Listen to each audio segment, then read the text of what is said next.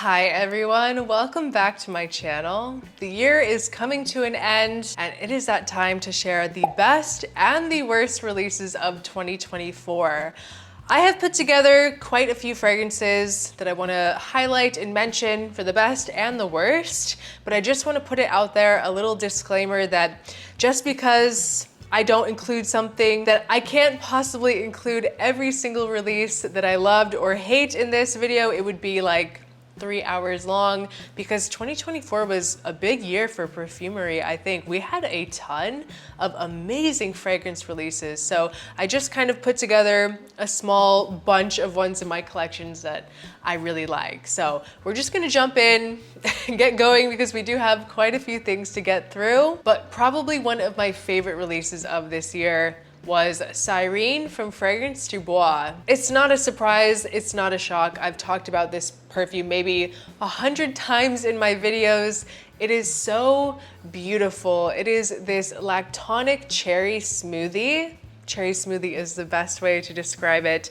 But what I love about this is that one, I like floral fragrances, but I like how this is a bit different in the way that it doesn't really have a strong floral element in Cyrene. And the base is so different and sexy. I like how it has that bright cherry smoothie with a dark, more sensual, alluring base. Like Fragrance Du Bois just does woody fragrances like the best.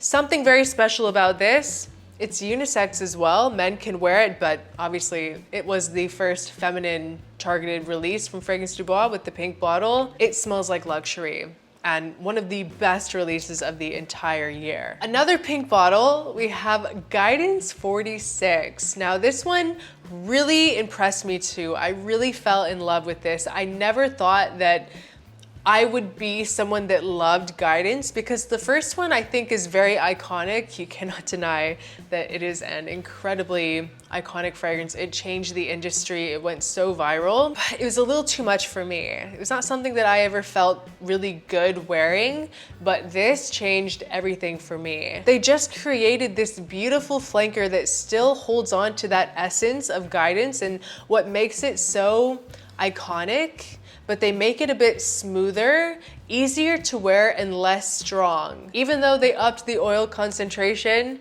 it's a softer smelling scent, and that is not the right word to use to describe it because even though I say softer, it is still a total beast, but it's not as strong projecting as the original Guidance. So if the original Guidance was too much for you, I would give the 46 a try because it might surprise you like it did me. Next up, I want to talk about these two releases from Creed, Carmina and Queen of Silk.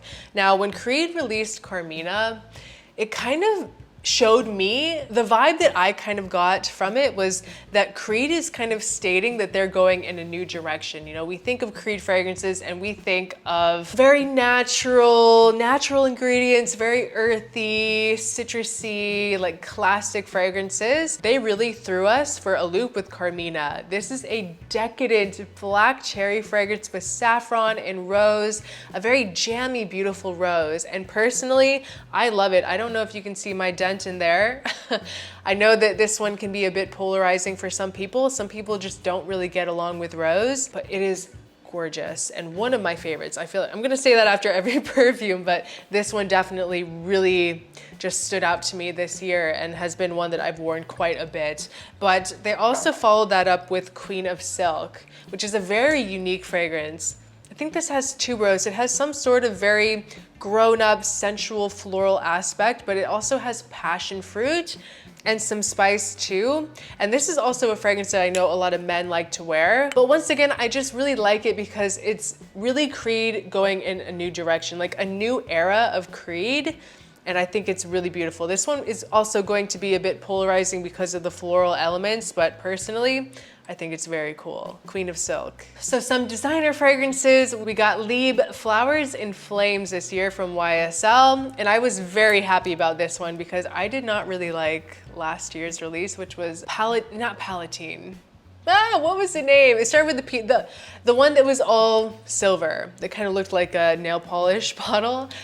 It was not my favorite, did not really impress me, but this was very fun. I love the Lieb line. It is probably my #1 favorite designer fragrance ever, like in Sephora and Ulta. It is gorgeous. I love that lavender vanilla type of scent profile, and this makes it a bit more tropical, which I love because I live in Miami. I just think it's so cool, very fresh, and I like the addition of this to the line. It filled a spot that needed to be filled while still keeping that really sexy, like feminine Lieb DNA. Next up is Lavar del Sol from Casa Moradi. This is one of the most special rose fragrances I have ever smelled in my entire life. I don't know what they put in this.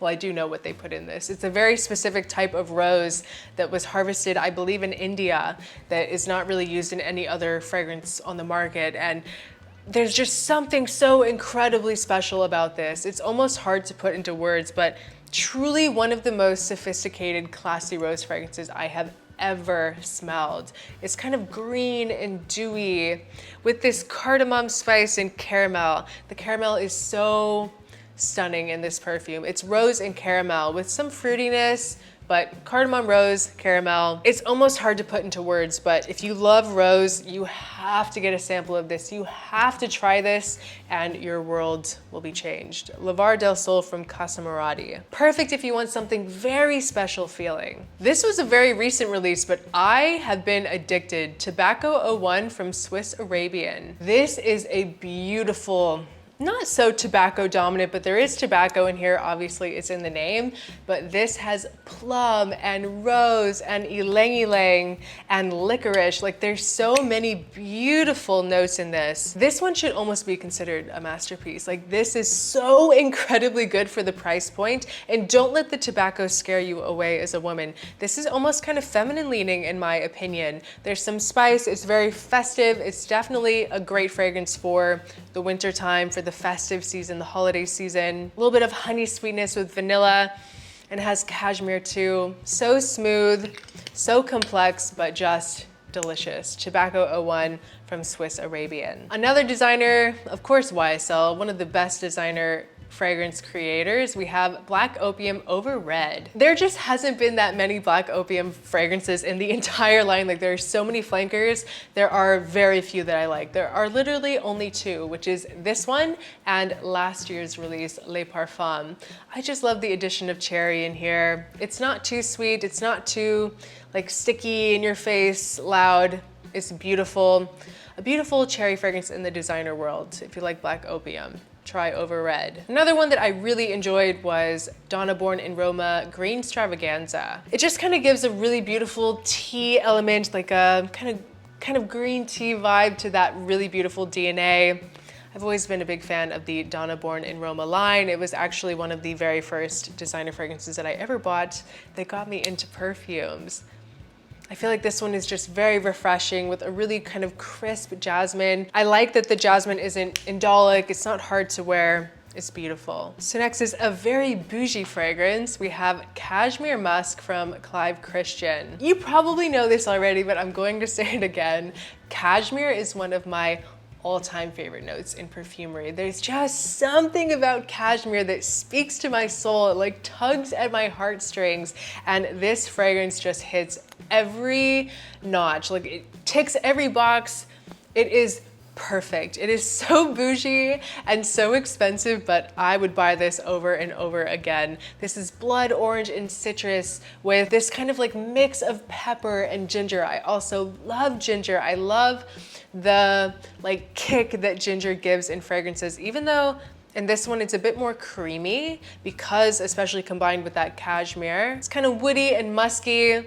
It just smells like a cashmere sweater. It's a very like old money, quiet luxury type of fragrance. Not the strongest performing, like projecting, but I think that honestly, it adds to the luxury feeling of the scent.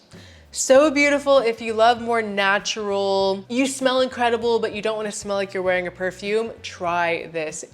Stunning. Cashmere Musk from Clive Christian. So we have another fragrance, surprise, surprise, it made this list that features cashmere. This is by Donna Karan, Cashmere and Palo Santo. They really came in hard with this redesign. I love the magnetic cap, kind of an odd shape, but interesting to look at. And this is cashmere with peach, but it's very sweet. This is a very like sticky, exotic vanilla, almost a little bit smoky feeling from the Palo Santo, but it is beautiful. I love that this is just a very dense fragrance. It's a little bit more vanilla peachy forward, but it really balances out and makes it very appealing with the cashmere and the Palo Santo. They killed it, and this one went pretty viral too. So next up we have Caspian Cherry from Electimus. Now this house has also been stepping it up a notch, and they've always been really good, but particularly this year and last year, they are killing it with the releases. And this is a beautiful almond cherry boozy scent that also has coconut. This one is very multifaceted. I think that's why I like it so much, because we've had so many cherry fragrance releases the last couple years, but this is doing cherry in a different way. This has coconut and cinnamon and tonka bean with honey and this chocolatey patchouli. And I like this one a lot because it has a very dominant coconut note. Just makes it a little bit different. Cherry, coconut, almond, boozy. It smells like heaven. Caspian Cherry from Electimus. And the last best release of the year that I want to highlight is Rouge Smoking Extrait from BDK. Now, I was a big fan of the Eau de Parfum. I'm still a big fan of the Eau de Parfum. It's such a cool and chic fragrance, and this is kind of taking that DNA and making it a bit more gourmand and more elegant feeling. It doesn't have that same like cherry cola vibe that the Eau de Parfum has, but it just feels denser and richer. And honestly, in a way, more elegant. Kind of hard to describe. I'm still testing this one out, and I'm gonna be doing a video on it soon. But out of my collection, I know I probably missed like 100 fragrances because there are so many perfumes that I tried this year. Just feeling so grateful to even be able to make this video for you guys. But now let's talk about some of the ones that I didn't quite like. Now, another disclaimer, just because I don't like it or it didn't work out for me on my skin does not mean that it's a bad fragrance, or if you love it that you should be offended in any way, because I'm not trying to insult anyone's taste.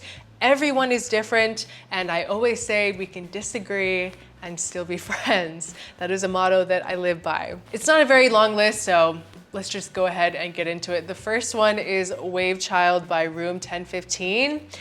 This is just one of those fragrances that was so incredibly viral during the warmer months, during summer, that for me just did not work at all. I got a sample of it from Scent Split. On my skin, it was so screechy and synthetic and not as watermelon forward as I was expecting. I understand the appeal of it, but it just did not work on my skin. And the second release that was a big no from me was Palatine from Parfum de Marly. In itself, it's not a bad fragrance. It's very mass appealing, but that's the problem, is that I paid $400. I paid retail for Palatine when it first came out. And a $400 fragrance should not smell like a designer. You know, it shouldn't smell like Donna Born in Roma from Sephora, you know? Not that there's anything wrong with that scent. And Palatine is not a bad fragrance either. A lot of people love it. It's a nice kind of like candied violet soapy scent, but for the price point, it was so underwhelming. And Parfum de Marly has been giving us so many amazing men's releases over the last 2 years that they finally put out a women's, and it flopped, especially comparing it to the last release, which was Valaya, which is incredible. So yeah, Palatine was a flop for me. The next one that was very underwhelming was the Mojave Ghost Absolute from Byredo. I hope I'm saying that right. I do not own any of these fragrances that I don't like, but I was really hoping that it would be more than what it was. I think that neither of them are worth that price point. They're too light, they're too underwhelming. You're gonna be spending a lot of money just to smell like soap. And the last worst release for me was Vanilla Sex from Tom Ford. This one just smelled kind of weird to me. This is a prime example of cherry just not done well, and also done in a way that's been done a million times before. Almond, cherry kind of goes hand in hand. And the price point is also atrocious. It was like $400 for a 50 ml. insane. And Palatine as well. It was $375, so $400 after tax for a 75 ml. Crazy, crazy price points. And with Vanilla Sex, you can get that same vibe, that same DNA for way cheaper and done way better. It was kind of synthetic, kind of cloying, and it just didn't work for me. I actually liked Vanifatol way, way, way better. Even though I will say I do prefer the older formulation, I think, of Vanifatol. I'm still on the fence about it. I need to buy the new Vanifatol to decide. The new Vanifatol is a little bit more unisex feeling. It's not as sweet as the old formulation, but yeah. I don't want to trash too many fragrances. On my main channel for the men's, I'm gonna have a lot more to say, but yeah, guys, that was just my yearly wrap up, 2024 wrap up, the best and worst women's fragrance releases of the year. I just wanted to take a moment to thank everyone that is here with me, that has subscribed to me since starting my women's channel. I really appreciate this beautiful community of women that we are growing together, and I am so excited to see what 2025 holds for us. But I hope you guys enjoyed this video. Please leave a comment down below what was your favorite and your worst release for the year. I would love to know what you think. Thank you so much for watching. I appreciate each and every one of you so much, and I will see you next time. Bye.